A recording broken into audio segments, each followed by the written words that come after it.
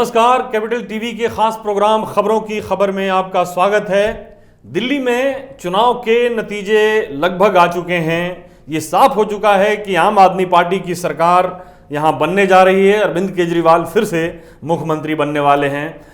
चुनाव में हार जीत होती रहती है, कोई पार्टी जीतती है, कोई हारती है, ये तो होता रहता है। लेकिन इस चुनाव में जो गत या दुर्गत कहें कांग्रेस पार्टी की हुई है, वो एक तरह से कांग्रेस पार्टी को, हालांकि ये राजनीति में इस तरह की भविष्यवाणी करना जरा जल्दबाजी होती है और करनी भी नहीं चाहिए, लेकिन कांग्रेस जिस तरह से पिछले कुछ चुनाव में या कांग्रेस की जो नेतृत्व है उसने जो जिस तरह से अपना चुनाव प्रचार किया है या अपने आप को कंडक्ट किया है, उसे देखते हुए नहीं लगता है कि कांग्रेस पार्टी निकट भविष्य में किसी तरह की वापसी करने की उसके अंदर कोई इच्छा है या कोई उसके अंदर ऐसी शक्ति बची है कि जो वापसी कर सके। दिल्ली में कांग्रेस बुरी तरह से हाटी है। उसके ज्यादातर उम्मीदवारों की जमानतें जब्त हो चुकी हैं। क्यों जब्त हो चुकी हैं, इसका अंदाजा लगाना जिसने भी दिल्ली चुनाव को जरा करीब से देखा है उसके लिए मुश्किल नहीं है। कांग्रेस शुरू में या कहें कि चुनाव के दौरान कहीं नजर नहीं आई कि वो, या चुनाव से पहले या चुनाव के दौरान, वो चुनाव की प्रक्रिया में या चुनाव के प्रचार में या अपने आप को तैयार करते हुए दिल्ली के अंदर कहीं नजर नहीं आई। उसके कोई बड़ा नेता, कोई भी जो अच्छा मतलब जो एक नाम जो है प्रचलित नाम है या जो दिखने वाला नाम है, वो चुनाव के दौरान या चुनाव से पहले वो नहीं दिख रहा था। राहुल गांधी, सोनिया गांधी, प्रियंका गांधी, ये कांग्रेस के बड़े नाम हैं, बड़े नेता हैं। कांग्रेस जो है इनके चेहरे के ऊपर आधारित है। कांग्रेस में एक तरह से एक मिसनोमर जो है या एक कह लीजिए मिसकंसेप्शन है बहुत सारे लोगों को कि कांग्रेस को सिर्फ और सिर्फ गांधी परिवार ही इसको एकत्रित रख सकता है या इसको इकट्ठा रख सकता है। शायद अब ऐसे लोगों को या ऐसे समीक्षकों को ये सोचने का वक्त आ गया है, खुद कांग्रेस के अंदर भी, कि ऐसे में कांग्रेस पार्टी जाएगी कहां। दिल्ली में जो उनका एक चुनाव की रणनीति जो थी वो बड़ी अजीबोगरीब थी। उन्हें आम आदमी पार्टी से कुछ सीख लेना चाहिए था कि आम आदमी पार्टी ने चुनाव के दौरान अपने आप को किस तरह से कंडक्ट किया, किस तरह से चुनाव प्रचार में उन्होंने अपने आप को रखा, किस तरह से चुनाव के दौरान तमाम हमलों को उन्होंने झेला। कांग्रेस का जो दिल्ली के चुनाव में ये लग रहा था कि उस पहले ही से सरेंडर थे और उनको एक हल्की सी आशा थी कि मुस्लिम बहुल एरिया जो हैं, मुस्लिम बहुल क्षेत्र हैं, वहां से उनको कुछ समर्थन मिल सकता है। कांग्रेस के नेता बार बार सीए के खिलाफ जो प्रदर्शन शाहीन बाग में चल रहे हों या कहीं भी चल रहे हों, जामिया में चल रहे हों, सीलमपुर में चल रहे हों या कहीं भी चल रहे हों, वहां कांग्रेस के नेता बार बार मौजूद रहे। बड़े नेता कांग्रेस के जो मतलब ये सोचकर वहां पे वो गए कि शायद मुस्लिम वोट उनके पक्ष में आ जाए।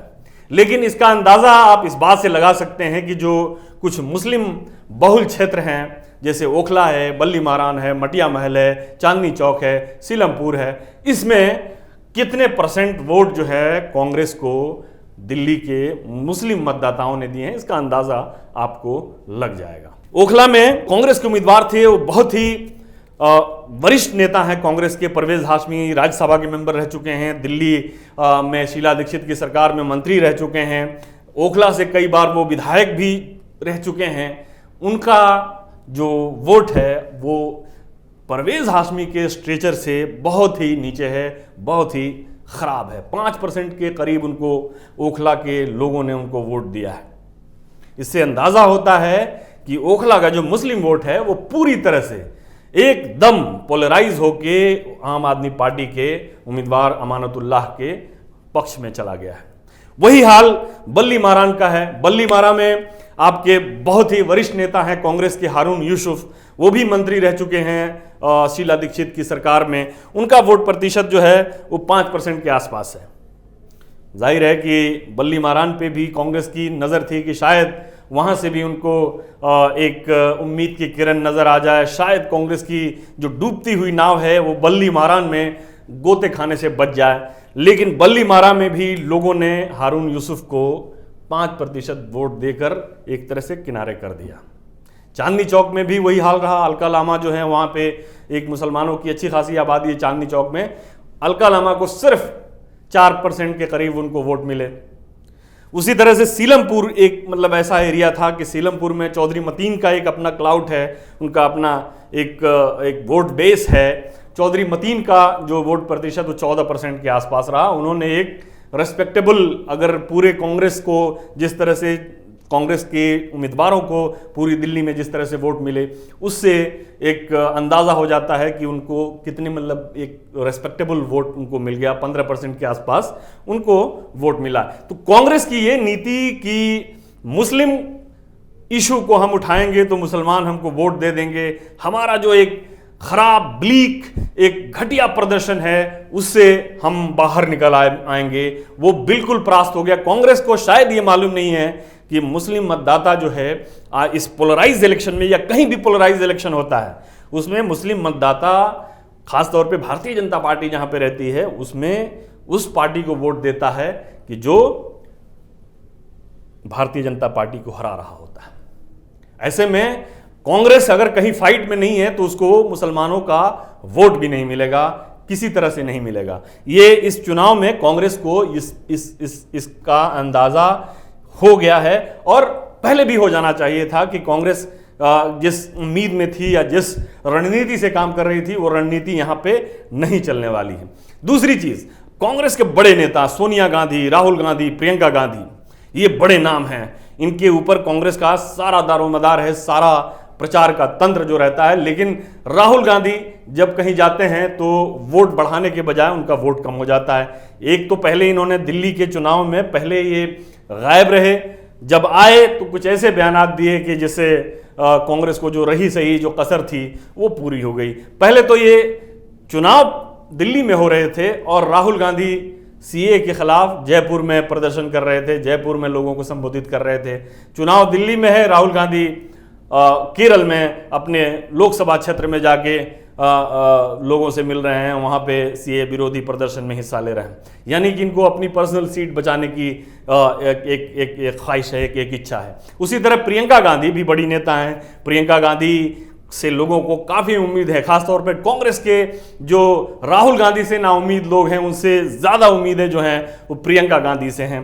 प्रियंका गांधी भी चुनाव के दौरान योगी आदित्यनाथ के उत्तर प्रदेश के ऊपर योगी आदित्यनाथ के ऊपर हमले करती रही। आम आदमी पार्टी जो यहाँ सत्ता में है, कांग्रेस ने आम आदमी पे उस तरह से हमले नहीं किए। एक तरह से ये दिखाने की कोशिश की कि या कहने की कोशिश की कि हमारे वोटर जो हैं वो आम आदमी पार्टी को वोट दे दें।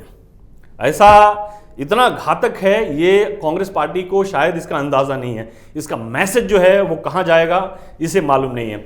पहले कांग्रेस की स्थिति जो है, कांग्रेस एक बड़ी पार्टी है, एक बड़ी राजनीतिक पार्टी है, पूरे देश पे किसी जमाने में इसकी सत्ता थी। धीरे धीरे करके अब ये कुछ राज्यों तक सिमट कर रह गई है। 50 के करीब इनके सांसद हैं। अब ऐसी स्थिति आ गई है कि 50 भी शायद अगले इलेक्शन में कम हो जाए। केजरीवाल ने जिस तरह की अपनी नीयत दिखाई है, हालांकि केजरीवाल जो है वो एक अलग विषय है, उस पर किसी और समय बात करेंगे। लेकिन केजरीवाल भी एक उनकी राष्ट्रीय एक महत्वाकांक्षा फिर से जागृत हो चुकी है, जिस तरह से 2014 में जागृत हुई थी।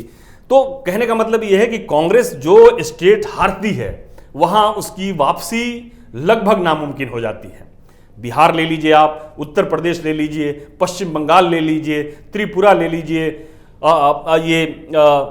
महाराष्ट्र में वो हार गई है। महाराष्ट्र में एक दूसरी शिवसेना और एनसीपी ने उसको परास्त कर दिया है। उसी तरह से क्षेत्रीय दल जहां जहां हैं, जो बीजेपी के मुकाबले में अगर कोई क्षेत्रीय दल है, वहां कांग्रेस की स्थिति बहुत बुरी और खस्ता है, नाजुक है।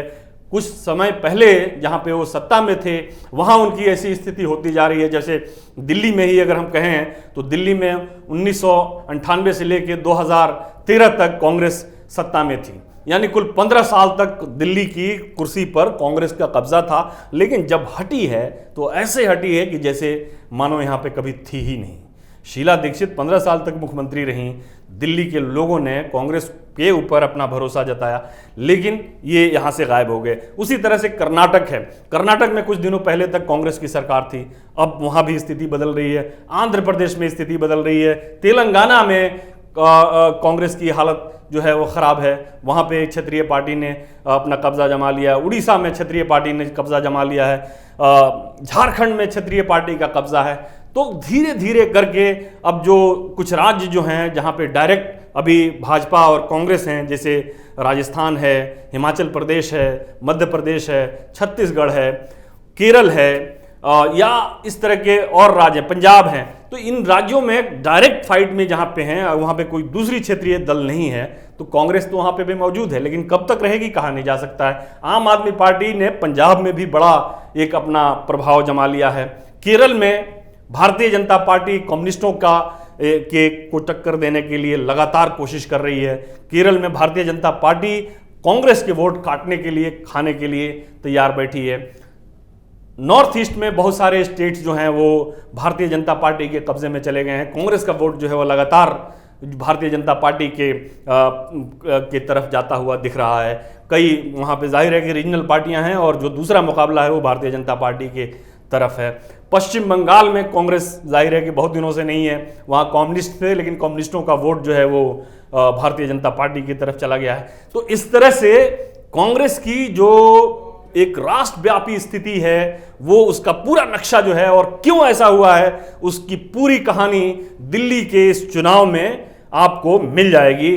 दिल्ली के चुनाव में जिस तरह से कांग्रेस ने अपने आप को प्रस्तुत किया, जिस तरह से अपने आप को रखा, जिस तरह से अपना प्रचार किया, जिस तरह से लोगों से वोट मांगे, जिस तरह से सत्ताधारी दल के ऊपर अटैक किया और जिन मुद्दों के ऊपर अपना चुनाव केंद्रित रखा, वो कांग्रेस की इस मिटने की कहानी को, कांग्रेस के सिमटने की कहानी को, कांग्रेस के खत्म होने की कहानी को बयान करते हैं। और इसमें जो दोषी है कांग्रेस को इस मुकाम पर लाने के लिए वो सोनिया गांधी हैं, राहुल गांधी हैं और अभी जो हैं फिलहाल प्रियंका गांधी हैं। तो कांग्रेस ने अपने आप को एक फैमिली के हवाले करके एक तरह से अपने आप को खत्म कर लिया है। अगर कांग्रेस को अभी से भी निकलना यहाँ से है, इस स्थिति से, हालांकि बहुत मुश्किल है, अब उनको किसी तरह से भी अपने आप को रिडीम करना चाहते हैं, तो वो इस राहुल गांधी, सोनिया गांधी और प्रियंका गांधी के जाल से बाहर निकलना पड़ेगा, तभी कांग्रेस के लिए कोई फ्यूचर है। वरना कांग्रेस फिलहाल के लिए बहुत दिनों के लिए भारतीय राजनीति से इसका पत्ता जो है वो गोल होने वाला है, खत्म होने वाला है। फिलहाल के लिए इतना ही, इजाजत दीजिए, नमस्कार। अगर आपको हमारा वीडियो पसंद आया हो तो इसे लाइक करें, हमारे चैनल को सब्सक्राइब करें और हाँ, बेल आइकन दबाना ना भूलें ताकि आप तक हमारे वीडियो की नोटिफिकेशन पहुंचती रहे। आप अपना सुझाव हमें कमेंट बॉक्स में दे सकते हैं। हमारे साथ जुड़ने के लिए शुक्रिया।